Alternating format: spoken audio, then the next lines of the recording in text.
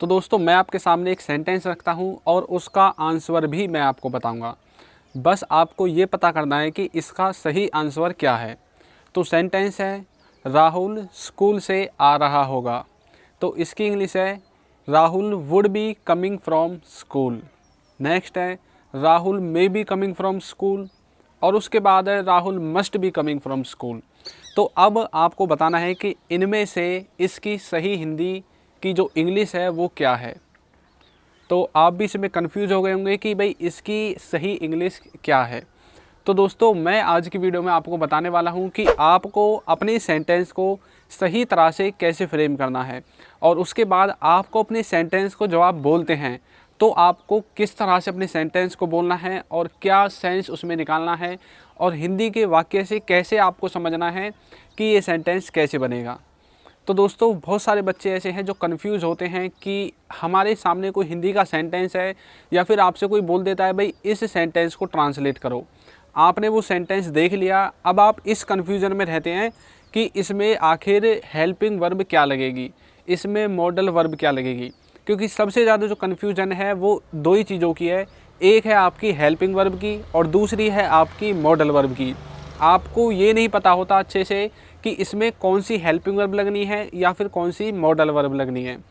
तो देखिए मैंने मॉडल वर्ब और हेल्पिंग वर्ब इन दोनों के ऊपर कम से कम 50 वीडियो बना रखे हैं, जिसमें मैंने इनको आपको रटवा के भी और सेंस से भी दोनों तरह से बनाया हुआ है और दोनों तरह से सेंटेंसेस को आपको समझाया हुआ है। और आप हमारी प्लेलिस्ट को चेक कर सकते हैं, जो कि आप जैसे ही चैनल पर विजिट करोगे तो वहाँ पर आपको प्लेलिस्ट वाले सेक्शन में मॉडल वर्ब की प्लेलिस्ट मिल जाएगी।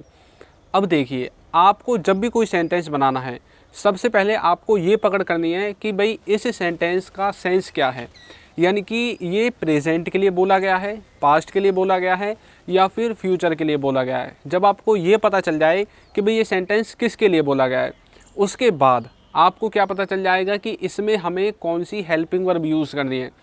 तुरंत आपको पता चल जाएगा कि कौन सी हेल्पिंग वर्ब यूज़ करनी है जैसे ही आपने ये देखा कि प्रेजेंट के लिए है, पास्ट के लिए है या फिर फ्यूचर के लिए है।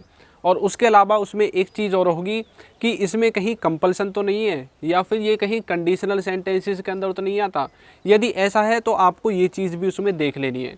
उसके बाद अब जैसे मैंने ये सेंटेंस बोला था राहुल स्कूल से आ रहा होगा, अब यहाँ पर कन्फ्यूज़न दो हैं। एक कन्फ्यूज़न है कि हो सकता है ये वाला जो सेंटेंस है ये आपका प्रेजेंट के लिए हो, और दूसरा ये भी हो सकता है कि ये जो सेंटेंस है ये फ्यूचर के लिए हो। अब यदि ये प्रेजेंट के लिए है तब आपको इसमें कौन सी हेल्पिंग वर्ब यूज़ करनी है, और यदि ये फ्यूचर के लिए है तब इसमें कौन सी हेल्पिंग वर्ब यूज़ करनी है। क्योंकि प्रेजेंट के लिए और फ्यूचर के लिए दोनों ही टेंसेज में हेल्पिंग वर्ब अलग हैं। प्रेजेंट के लिए is, am, are, has, have ये वाली हेल्पिंग वर्ब है। फ्यूचर के लिए टेंसेज में विल है। तो जैसे ही आपको पता चलेगा तो तुरंत आपका दिमाग वहाँ पर जाना चाहिए कि यदि ये प्रेजेंट के लिए है तो मुझे इसमें से इज, एम, आर या हैज़, हैव लगा देना है, और यदि ये फ्यूचर के लिए है तो इसमें विल लगा देना है। लेकिन अब बात आती है मॉडल वर्ब के ऊपर। मॉडल वर्ब कैसे पता चलेगा कि ये प्रेजेंट का है या फिर पास्ट का है। यदि मॉडल वर्ब है और उसमें आपको क्या करना है, यदि प्रेजेंट का है तब आपको या तो वो सिंगल जो मॉडल है जैसे कि वुड, कुड, शुड वो सिंगल लगाना है, या फिर आपको देखना है कि कहीं क्रिया में यानी कि सेंटेंस में कोई कंटिन्यूटी तो नहीं है, किसी ऐसे कार्य के बारे में बात तो नहीं हो रही कि भाई वो आ रहा होगा, जा रहा होगा, यानी कि कंटिन्यूटी को तो नहीं दिखा रहा। यदि कंटिन्यूटी को वो दिखा रहा है तब आपको मॉडल के साथ बी लगाकर आईएनजी लगानी है वर्ब की फॉर्म में, इस तरह से। अब यहाँ पर भी एक केस आ जाता है। अब आपको ये पता करना है कि भाई अगर ये पास्ट का है तो पास्ट में हम कैसे बोलेंगे। तो पास्ट में बोलने के लिए आपको मॉडल वर्ब के साथ हैव लगाना पड़ेगा और उसके बाद वर्ब की थर्ड फॉर्म लगानी पड़ेगी। इस तरह से आपको नहीं समझना है, यानी कि आपको सेंटेंस का स्ट्रक्चर फ्रेम करना आना चाहिए। अब सेंटेंस का स्ट्रक्चर तब आप फ्रेम करेंगे जब आपको ग्रामर अच्छे से आती होगी, यानी कि इंग्लिश ग्रामर। अब इंग्लिश ग्रामर कैसे, देखिए यहाँ पर ऐसा माहौल तो है नहीं कि भाई आप मतलब अपने रूम से बाहर निकले और रूम से बाहर निकलने के बाद ही आपको चारों तरफ अंग्रेजी सुनाई दे रही है। चील कौवे भी अंग्रेजी में बात कर रहे हैं, आपके दादी दादा भी अंग्रेजी में बात कर रहे हैं, कुत्ता बिल्ली भी जो अंग्रेजी में बात कर रहे हैं।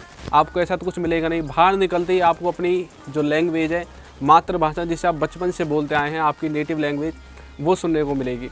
तो आपको ग्रामर सीखनी पड़ेगी जिससे कि आप ये जस्टिफाई कर पाएँ कि भैया आप सही भी बोल रहे हैं या फिर आप बस दूसरों के सामने मजाक बनवा रहे हैं अपना। तो आपको ग्रामर से ही पता चलेगा कि आप सही बोल रहे हैं गलत। हाँ, थोड़ा बहुत ऊपर नीचे हो सकता है, लेकिन आपका जो सेंस है वो घुमा फिरा कर वो ही निकलना चाहिए जो आप निकालना चाहते हैं। तो आपको कुछ समझ में आया? अब चलिए मैं बताता हूँ कि आपको ये जो सेंटेंस है, राहुल स्कूल से आ रहा होगा, मैंने यहाँ पर 3 लिखे थे। Rahul would be coming from school, Rahul may be coming from school, या फिर Rahul must be coming from school. ये तीनों ही इसके सही हैं। अब ये डिपेंड करता है कि भाई मैं किस सिचुएशन में कौन से सेंस के द्वारा बोलना चाहता हूँ। यदि मैं पक्का बोल रहा हूँ भाई राहुल पक्का इस टाइम स्कूल से आ रहा होगा, तब मुझे इसमें मस्ट का यूज़ करना पड़ेगा। Rahul must be coming from school, यानी कि राहुल स्कूल से आ रहा होगा। यदि मुझे थोड़ा सा डाउट है कि भाई हो भी सकता है और नहीं भी हो सकता है उसकी छुट्टी अभी ना हुई हो, लेकिन मेरे अंदाजे से वो भी आ रहा होगा, यानी कि 50% हाँ है और 50% ना है, तो आप बोलोगे मे, यानी कि Rahul may be coming from school, इस तरह से। और यदि आप 90% श्योर हैं कि भाई इस टाइम उसकी छुट्टी हो जाती है और वो आ ही रहा होगा बस, यानी कि आप पक्का तो नहीं है लेकिन फिर भी बोल रहे हैं हाँ बस आ ही रहा होगा, तब आपको वुड बी का यूज़ करना है। Rahul would be coming from school. तो इस तरह से आपको देखना है आपका सेंस क्या है, आप किस सेंस में बोलना चाहते हैं। आप अपनी हिंदी भाषा को बोलते हैं या फिर आपकी जो भी भाषा है उसको बोलते हैं, अब उसमें आपको पता चल जाता है कि भाई किसका क्या सेंस है।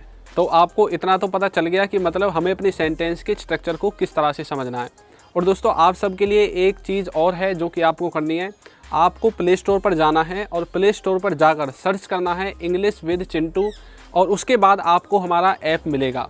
उस ऐप को आपको इंस्टॉल करना है और उसमें मैंने सारी इंग्लिश को कवर किया हुआ है। जितनी भी इंग्लिश मैं आपको चैनल पर पढ़ाता हूँ वो सारी English, advanced English, textures, models, conditional sentences, positive verb, सब कुछ आपको हमारे ऐप में मिल जाएगा।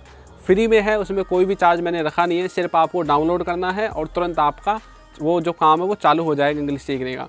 तो आप प्ले स्टोर पर भी सर्च कर सकते हैं इंग्लिश विद चिंटू, या फिर आपको डिस्क्रिप्शन में भी ऐप का लिंक मिल जाएगा, वहाँ से जाकर भी आप उसे इंस्टॉल कर सकते हैं। तो दोस्तों वीडियो आपको कैसी लगी है ज़रूर बताइएगा, और यदि अभी तक आपने हमारे चैनल को सब्सक्राइब नहीं किया है तो चैनल को सब्सक्राइब कर दीजिए, वीडियो को लाइक कर दीजिए और एक अच्छा सा कमेंट करना बिल्कुल ना भूलें।